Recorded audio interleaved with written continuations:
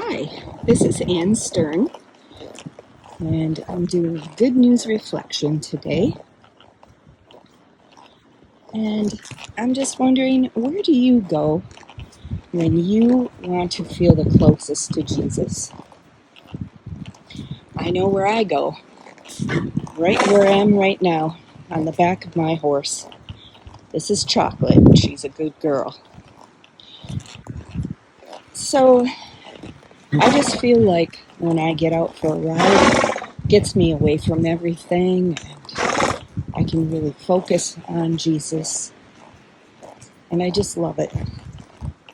So today we're going to be talking about Luke chapter 5. And what I love about this chapter is you really get to see the character of Jesus. Now, in Luke chapter 5, Jesus calls 4 of his disciples. So he calls Peter, James, John, and Matthew. So come with me for a moment and we'll talk our way through the scripture. So chapter 5 opens up, and Peter, James, and John have all been fishing all night, and they have not caught one single fish, not even one. And it's tough. I mean, they're exhausted. Fishing back then was very, very physical, throwing nets and retrieving them. It was wet, it was smelly, and they are just exhausted. So they get back to shore, and they've given up for the day. They're going to go home, but there standing on the shore is Jesus, and he's teaching a crowd of people. And he sees them, and he sees their boats, and he said, "Can I borrow your boat for a moment?" And so Peter said, "Sure, yeah, go ahead." He lets them stand up on his boat so people can hear better. And Jesus proceeds to teach. When Jesus is done teaching, he said to Peter, "Go out into the deeper water and cast your net." And Peter, he's exhausted. He wants to get home to his wife. And he says, "Oh, Master, we have been out all night fishing and we have not caught one single fish. But if that's what you want me to do, that is what I'm going to do." So Peter and James and John, Andrew is there as well. They cast out the nets. And lo and behold, they catch so many fish that it actually starts to sink their boat. And Peter knows it is a miracle. And he gets out of the boat and he comes over to Jesus and he kneels at his feet and he said, "I am not worthy that you should bless me like this." He says, I'm a sinful man. And Jesus says, "Come, and I will make you fishers of men." So Jesus takes someone who's not perfect, and he takes him into his inner circle and makes him one of his disciples.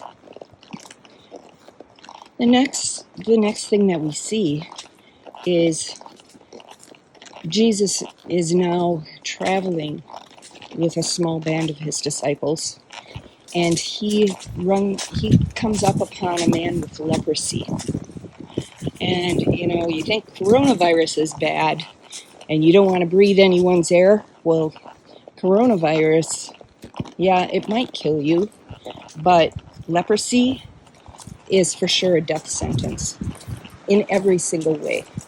So no one wants to be near you. You lose your livelihood. You lose pieces of your body. It's just awful.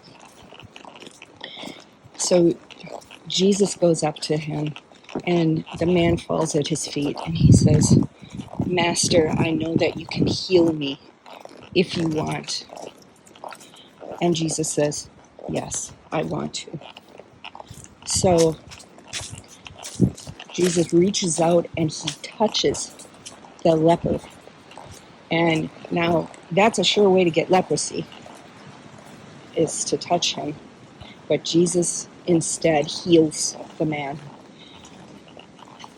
In the next scene, what we see is this is the part where Jesus is teaching, and people bring the paralyzed man to him, and they can't get close to him. So they lower him down through the roof. And Jesus heals the paralyzed man.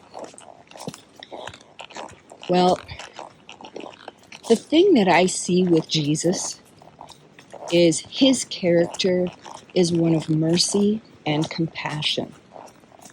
He is so compassionate. And Jesus is the image of God. So if Jesus is compassionate, so is God. God doesn't want us to be sick. He doesn't want us to have infirmaries. He wants us to be well and healed.